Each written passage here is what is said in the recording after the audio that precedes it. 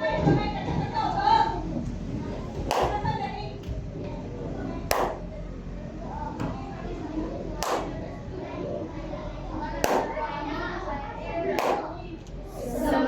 syukur kepada Ilahi kerana masih dipanjangkan usia. Ucapan salam Malaysia Madani. Semoga kita sihat sejahtera.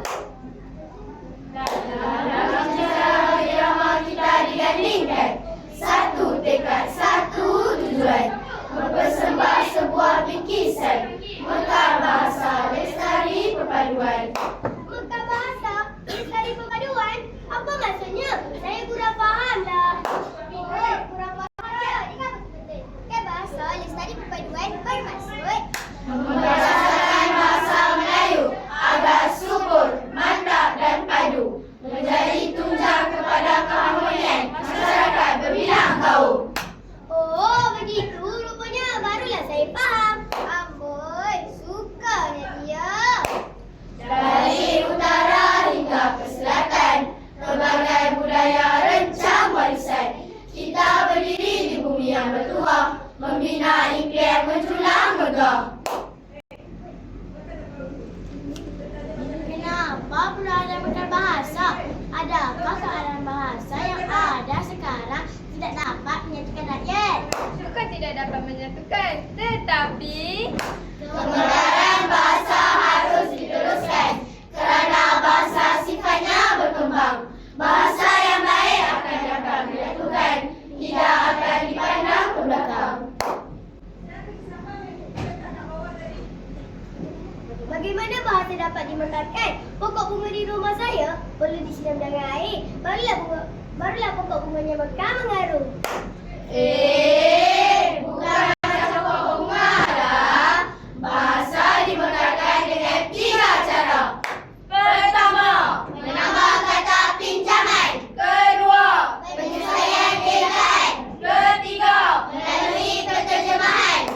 Bahasa makin mekar kalau banyak perkataan.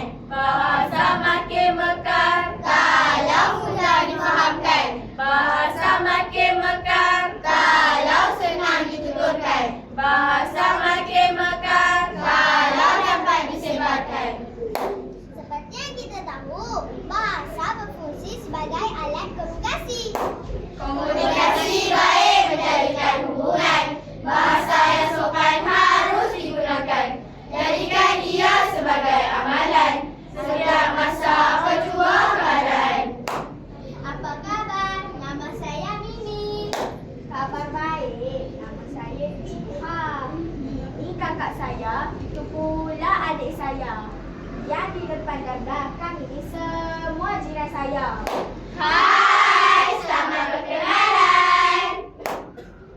Berbeza kata dan rupa, tinggi rendah satu jiwa.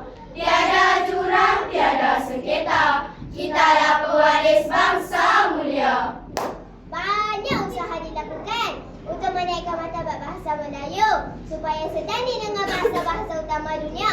Antara bahasa-bahasa utama dunia ialah bahasa Inggeris, bahasa Mandarin, bahasa Arab, bahasa Perancis dan bahasa Sepanyol.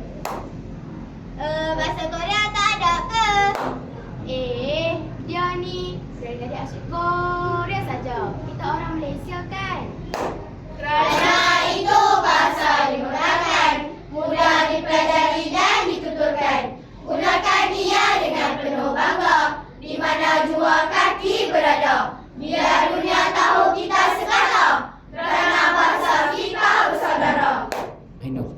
Saya pernah dengar apabila seluruh rakyat Malaysia menggunakan satu bahasa, dunia akan